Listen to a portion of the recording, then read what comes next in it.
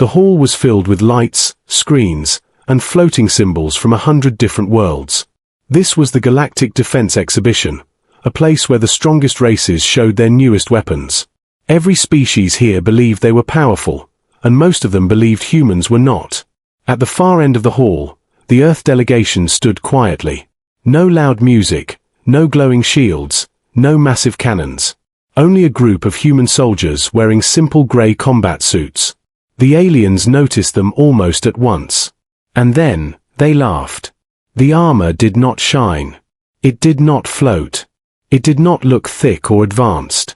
Compared to alien battle shells that could stop plasma storms, human armor looked thin and almost boring. A tall alien officer with blue skin and 4 eyes stepped closer. "This is Earth's new military design," he asked, his voice full of humor. Several aliens around him laughed again. The human soldiers did not react. They stood still, calm, their faces serious. They had heard this before, many times. Another alien, clearly an inspector, moved around one of the soldiers. He tapped the armor with a metal claw.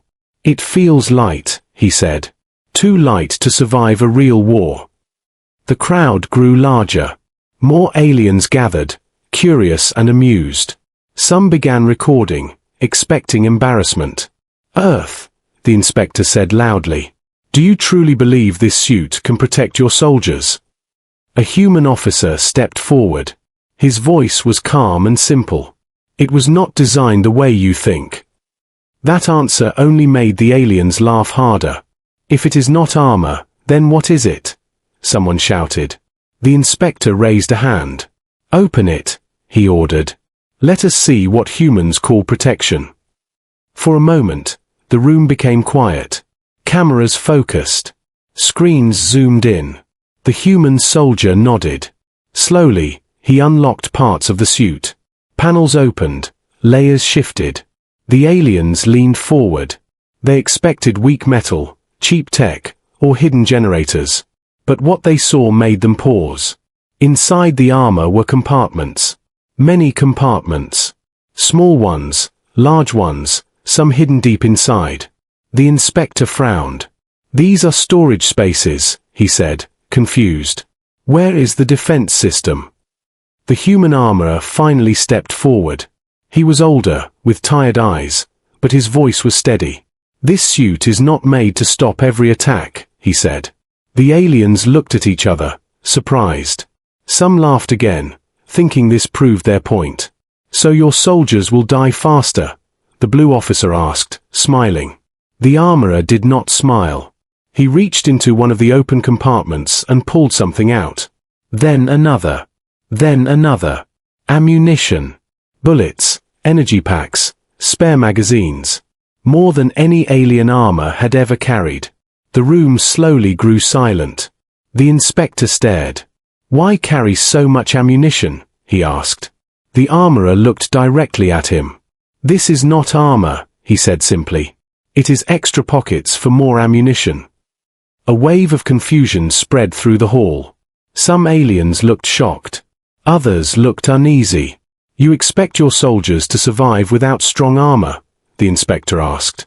The armorer nodded. "Our soldiers do not plan to hide," he replied. "They plan to keep fighting." The laughter was gone now. The aliens realized something was different about humans. Very different. And none of them yet understood how dangerous that difference truly was.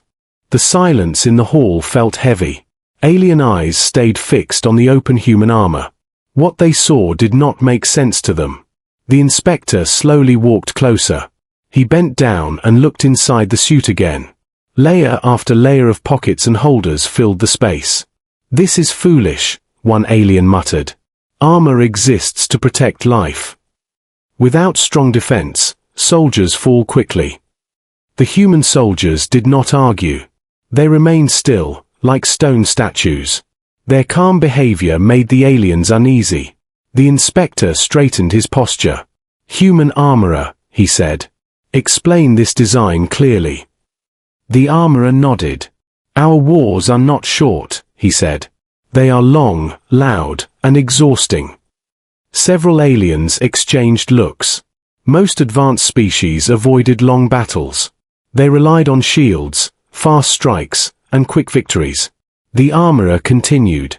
When shields fail, panic begins. When armor breaks, retreat follows. He tapped the open suit gently. This suit assumes failure. That is its strength. The inspector narrowed his eyes. You build armor expecting it to fail. Yes, the armorer replied. Because failure always comes. The aliens did not like that answer. To them, technology was meant to be perfect. Humans spoke as if damage was normal. The inspector gestured to one of the human soldiers. How long can he fight wearing this? The soldier answered calmly. As long as my body moves. Some aliens laughed nervously. Others stopped smiling. The inspector pointed at the ammo pockets. Why so many? He asked. The armorer replied. Because reloading decides battles. When others stop to reload, humans advance. He removed more items from the suit. Grenades, power cells, spare tools, even medical packs. The aliens were no longer amused. Their armor carried heavy shields and reactors, but very little supply. An alien tactician stepped forward. This design increases weight, he argued. Fatigue will kill your soldiers. The armorer shook his head. Human bodies adapt. We train for weight. We train for pain.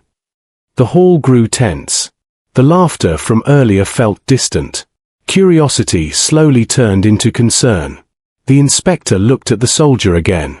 You expect him to face superior weapons with this? Yes, the armorer said. Because he will not be alone. The inspector tilted his head. Explain. Every human soldier carries enough ammo, the armorer said, to fight not only for himself, but for those beside him. The aliens whispered among themselves. This idea was strange. Most species designed soldiers to survive alone. The inspector finally stepped back. He folded his arms. This still proves nothing, he said. At that moment, alarms echoed softly through the hall. A warning signal, not loud, but urgent. A mechanical voice announced. Unidentified hostile vessels detected near the exhibition zone. The aliens froze. This was meant to be a safe place. The human officer spoke calmly. Permission to deploy a small unit, he said. The inspector hesitated, then nodded slowly. Very well, he said. Let us see how long your pockets last. The human soldiers turned as one, locking their armor back into place. For the first time, the aliens were not laughing. The hangar doors opened slowly. Beyond them, space burned with flashing lights and moving shadows. Unknown ships circled like predators. The alien commanders watched from the control deck. They expected the human unit to move carefully, to wait for shields, drones, or heavy support. But the humans did not wait. The small squad advanced the moment the signal turned green. Their armor did not glow. No energy shields formed around them. The inspector leaned forward. Are they insane? He whispered. The first shots came fast. Plasma fire ripped through the air. Alien security forces raised shields and took cover. The humans kept moving. Bullets and energy rounds flew from human weapons. Not precise single shots, but constant pressure. The aliens noticed it at once. The humans were not trying to end the fight quickly. They were trying to control it. An alien soldier's shield flickered, then failed. He stepped back to reload. The human squad did not pause. They pushed forward, firing without hesitation. Impossible, an alien tactician said. They should be out of ammunition by now. But they were not. One human soldier reached into his armor. Then another. Then another. Fresh magazines slid into weapons. Smooth and fast. No delay. The inspector's eyes widened. He looked back at the armor data on his screen. Those pockets, he said slowly. The armorer stood beside him. Silent. Watching. The attackers tried to regroup. They fired heavier weapons, forcing alien defenders to retreat. The humans did not retreat. A human soldier took a hit. His armor cracked. Blood showed. The aliens gasped. But the soldier kept moving. He pressed a medical patch from his suit, reloaded, and returned fire. That should have stopped him, an alien officer said. The armorer shook his head. Our soldiers are not trained to stop, he replied. They are trained to continue. The battle dragged on. Minutes felt like hours. Smoke filled the space. Alien units began to slow. Their shields overheated. Their ammo ran low. Human fire never stopped. The inspector watched as one enemy ship tried to escape. A human launcher fired. Another weapon pulled from deep within the armor. The ship exploded. Debris scattered across space. Silence followed, broken only by static and distant alarms. The human squad regrouped, breathing hard, still standing. The alien commanders stared. Their technology had failed under pressure. Human endurance had not. The inspector finally spoke, his voice low. They fight as if retreat does not exist. The armorer nodded. When survival depends on stopping, he said, you lose. He turned to face the stunned observers. When survival depends on continuing, you change the meaning of war. For the first time, the aliens felt something unfamiliar. Respect mixed with fear. The battlefield was quiet now. Floating debris drifted slowly through space. Emergency lights reflected off damaged hulls. Alien medics rushed to their wounded. Their movements were careful and slow. They checked shields first, body second. The human squad returned to the hangar. Armor scratched, weapons hot. Faces tired but focused. The inspector watched closely. He expected collapse, shock, or delayed panic. None came. The human soldiers sat against the wall, drank water, checked weapons, reloaded from the same armor that had been laughed at. How many rounds remain? An alien officer asked. One soldier checked his suit. Enough, he answered simply. The word unsettled the room. Alien commanders gathered around the armorer. This battle lasted longer than predicted, one said. Your soldiers should have been overwhelmed. The armorer looked at the damaged suits. They were designed for this, he replied. Not to look strong, but to stay useful. The inspector crossed his arms. Our armor is superior in defense, he said. Yet our units withdrew first. Yes, the armorer agreed. Because defense delays defeat. The inspector looked sharply at him. And your design? Our design accepts damage, the armorer said, but refuses exhaustion. A tactical screen replayed the fight. Alien units paused again and again to recharge shields, to reload, to wait for orders. Human soldiers did none of that. They never stopped advancing, an alien strategist said quietly. No, the armorer replied. They only slowed enough to breathe. The inspector turned back to the human squad. One soldier was quietly repairing his cracked armor plate. Another shared ammunition with a teammate. You plan for loss, the inspector said. Why? The armorer answered without hesitation. Because loss is guaranteed. The aliens exchanged uneasy looks. Most species design war to avoid pain, the armorer continued. Humans design war to endure it. A long silence followed. The meaning of his words settled slowly. An emergency signal flashed again. This time from a nearby system. Pirate forces regrouping, stronger than before. Alien commanders hesitated. Their fleets needed time. Shields needed repair. Supplies were low. The inspector looked at the humans. You are willing to fight again? He asked. The human officer nodded. We are not finished, he said. The inspector studied their armor one last time. No longer seeing weakness, but purpose. Prepare them, he ordered. Humans will lead the next engagement. For the first time in galactic history, endurance was chosen over perfection. The second battle ended faster than the first. Not because the enemy was weaker, but because the aliens had learned. They followed the humans. They stayed close.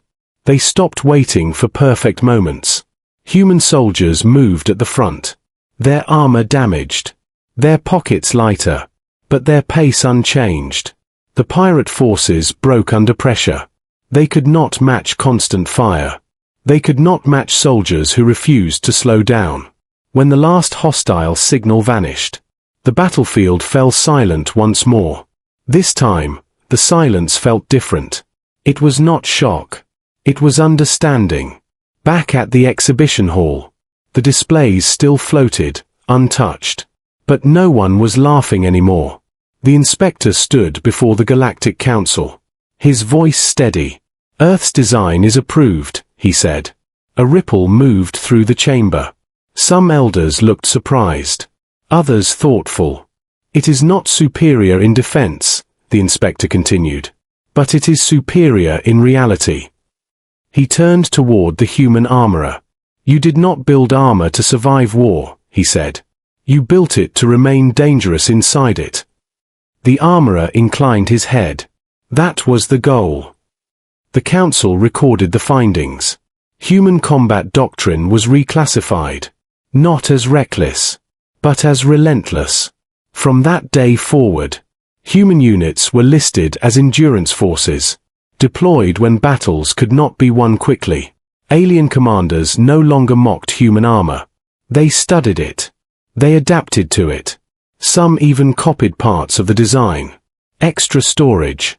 Backup supplies. Simple systems that would not fail easily. But one thing could not be copied. The human mindset. Before leaving the station, the inspector watched the human soldiers prepare once more. Loading ammo. Checking pockets. Helping each other without words. He finally understood. Humans did not wear armor to feel safe. They wore it to fight longer than anyone else. And in a galaxy that feared loss, that made them terrifying allies.